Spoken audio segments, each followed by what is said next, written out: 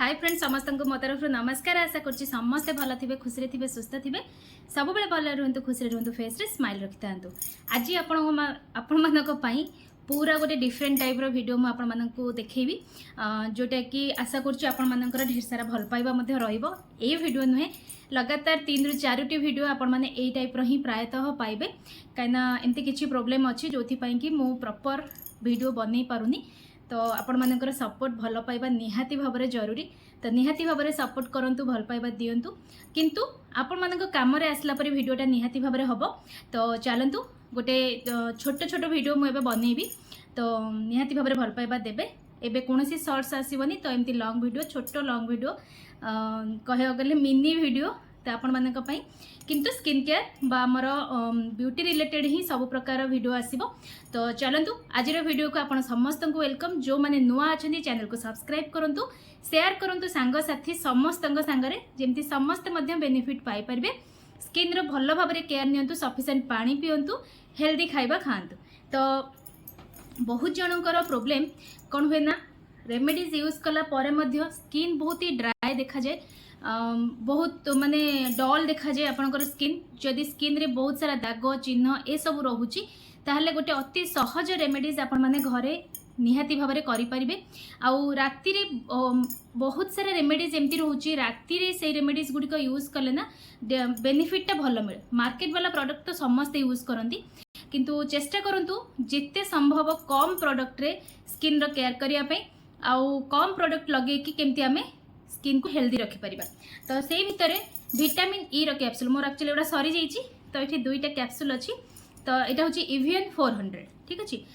जदि प्रोडक्ट मते मिलिला फ्लिपकार्ट रे ताहले मु प्रोडक्ट टैग मध्ये करि देथिबी। हाँ मिल जाउछि एक्चुअली मु एटा को टैग प्रतिटी वीडियो रे मोर टैग अछि विटामिन ई रो कैप्सूल।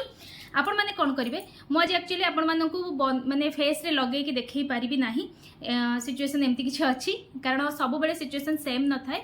फेस रे सब जिनिस सब बेले अप्लाई करके देखैबा टिके कष्ट हो जाए।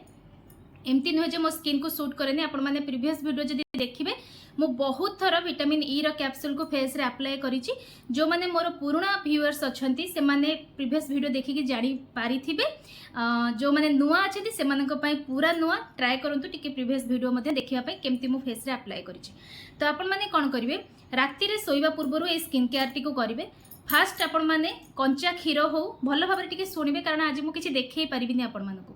कंचा क्षीर हो दही हो नहले आपनकर रोज वाटर तीनोटी ऑप्शन भितरु आपनकर जोटा इच्छा जोटा आपनक पाखरे सेई मोमेंट रे अछि आ जोथिरे आपण माने कंफर्टेबल से सब से तीनोटी रु गोटे माने इंग्रेडिएंट्स नेबे।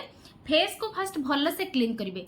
जदि बहुत अधिका फेस पाउडर फेस क्रीम किछि भी अप्लाई करिसेंती ताहले दही आ बेसन जदि होम रेमेडीज देखिबे नहले क्लीन एंड क्लियर रो गोटे फेस वाश आछि सेटा को मध्ये आपण माने यूज कर परबे जदि सूट करूची।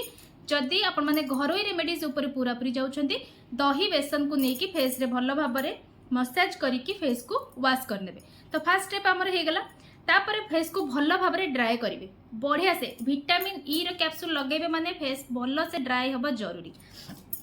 तापर कोन करिवे विटामिन ई रो गोटे कैप्सूल हाथ रे बाहर करिवे टैप टैप करिकी चारिआडे पूरा एंटायर फेस रे लगे कि हल्का एमती जस्ट खाली स्प्रेड कर देबे फेस सारा हे गेला। सेकंड स्टेप हमर सरी गला। तापर आपण माने कोन करिवे सेई ताकू आपण माने जदी चाहिबे राति सारा मध्ये रखी परिबे। मु कंफर्टेबल हे जाय त मु राति सारा रखे।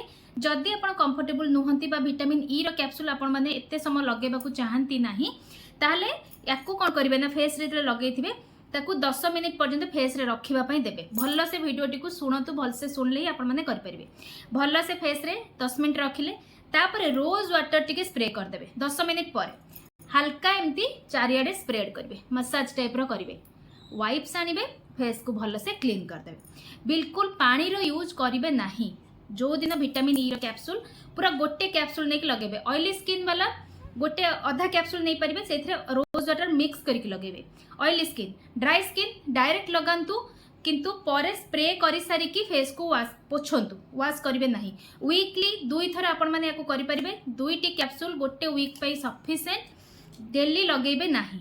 तो आशा करछि आज छोट वीडियो कहला वाला वीडियो आपण माने भल भाव में बुझी पारिबे भल से शुणिले ही आप बुझे एमती नुहे मुझे वीडियो किसी देखनी तेणुक आप बिल्कुल भी स्किप करेंगे ना बहुत जिनस छाड़ीजे। तो आशा करछि वीडियो भल लगी लाइक शेयर कमेंट करने को बिल्कुल भूलें।